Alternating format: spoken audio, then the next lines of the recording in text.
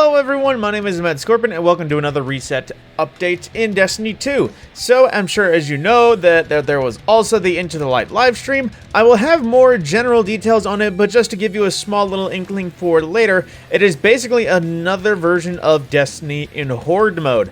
It will be taking place inside the last city, it will be a point defense, and in terms of story-wise, it's supposed to be the Witness doing a last stand to keep us from entering the Pale Heart because he knows we're getting close to actually entering it and invading and, causing trouble for him. Aside from that, it is time to get into Destiny. So the current active modifier, aside from the last week of Guardian games, is boosted infamy. So if you had any reason to grind out your Gambit ranks, now is the time. But on the other notes of everything, I believe we have a brand new sword. Yes, the new Slammer is available for Nightfalls, which also has access to its Adept form, which is, keep in mind, a Stasis Vortex frame, which I forget if this does have Cold Steel. I believe that was one of the teasers for it initially. But yeah, this has access to the pretty much only really good part about its Stasis Sword, and that is Slowing Blade, or Cold Steel, which is essentially a slow apply blade. On that note, though, at the same time, pressing all of the wrong buttons. Let's see, that rotates weekly, so didn't need to worry about that, but the current weekly Nightfall is the Corrupted in the Dreaming City. It's a little bit annoying for those who haven't done it 50,000 times already, but it is one that you can work through without much problem as long as you are patient. And there is a way to kind of cheese the boss to at least get through 2/3 of the fight pretty quickly. I'd recommend checking up a video if you want to learn more. But aside from that, all 3 elemental shields, overload, and unstoppable foes because you're going to be dealing with lots of Scorn and Taken. Then arc threat for increased incoming arc damage, so make sure to watch out for everything incoming that's zappy. The usual Grandmaster modifiers, extinguish, limited revives, epitaph, so anything taken basically leaves a landmine. Then chaff for no radar and the usual seasonal overcharge weapons, a little icy hot surges, and overcharged rocket launcher, so another way that you can more easily give out the final boss.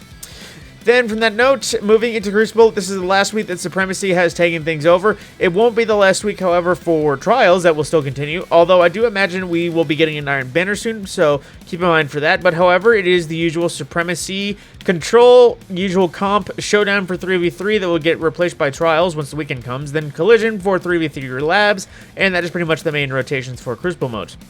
On the note of everything else, of course, like I said, Into the Light is happening, and the next live stream will be happening next week about the same time, but from that point, we'll learn more, of course, when it comes. Getting into the main farming stuff, our weekly rotation raid is the Deep Stone Crypt with all of its challenges active, infinitely farmable, all of the Eyes of Tomorrows you can earn, as well as all of the red borders you can find.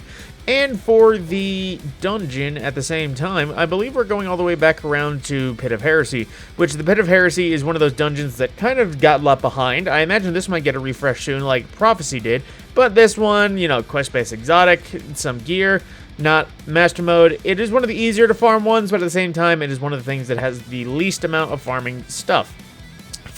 Speaking of farming, from our legacy stuff, our weekly exotic mission is Presage for everything Season 17, aka Haunted, and some of the old Menagerie weapons, as well as the Dead Man's Tale. A pretty nifty scout rifle, first of its kind, and pretty nifty, but that's, mostly I can say about it. Then for our weekly challenge, it is Equal Vessels on Crota's End, which is your Ute challenge. Basically, everyone has to pass around the chalice once before going back around in the rotation. And starting from newest to oldest, going into the Root of Nightmares, we have the All Hands challenge, which, if I recall, is actually, it's Nezarec, because I believe it was Cosmic Equilibrium last week.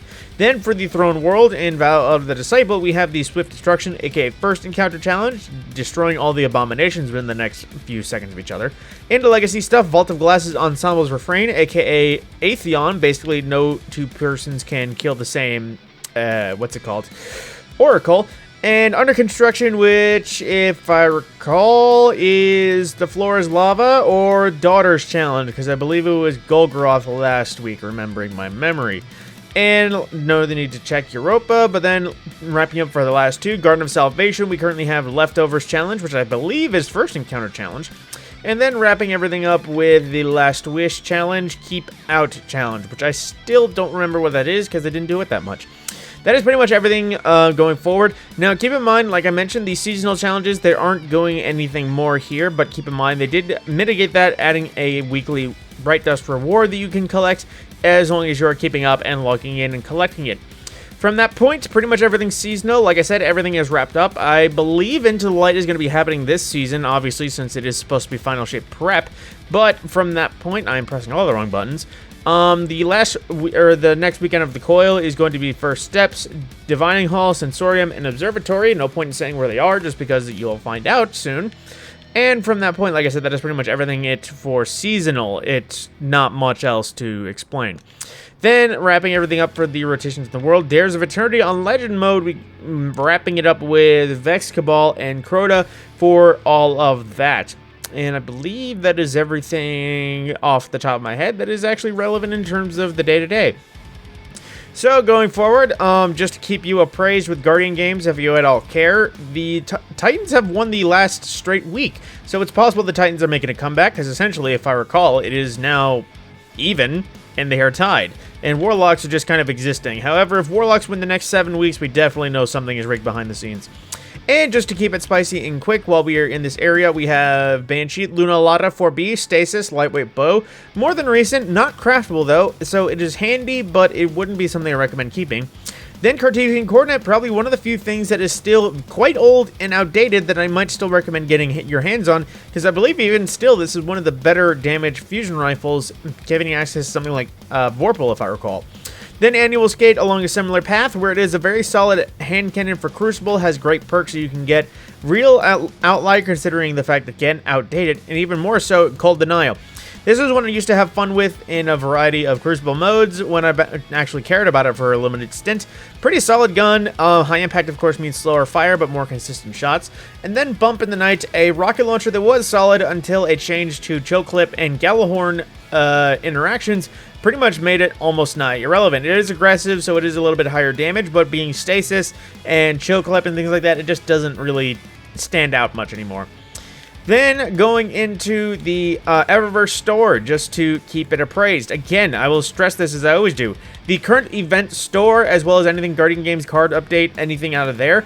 If you want access to anything, I'd recommend actually claiming it now, because once the week goes by, the store, the event card, everything disappears. So if you want anything Guardian Games, whether it's a transmat, it's an armor set, if it's even the give 'em the chair finisher to yeet your enemies into oblivion, basically anything in this tab, anything Guardian Games related, will no longer be available after the week's end. So yeah, it won't be available until next year's Guardian Games, and that's being said if there even is another Guardian Games, considering the general negative view of it.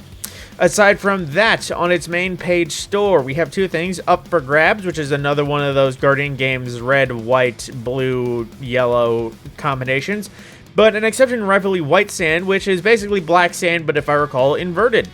Then we have the Stalwart Sigil, which I can't tell if this is just Titans or if it's basically any class logo. Then we also have the Triple Bogey, which is basically, well, the name would suggest golf cart, but the lack of a hood makes you think Zamboni, but I know there is still another Zamboni Sparrow. Then there's the Reigning Champion emote, which if you couldn't guess, it's basically you wielding the champion belts and almost endlessly and then just chucking on the floor. And into our main ticket items. Bunch of shaders, Verdant Crown, which I believe I covered last week as well. It's a clean look. It's more gold and green on its main parts, so it looks pretty, a little off, but you know, it's still pretty enough.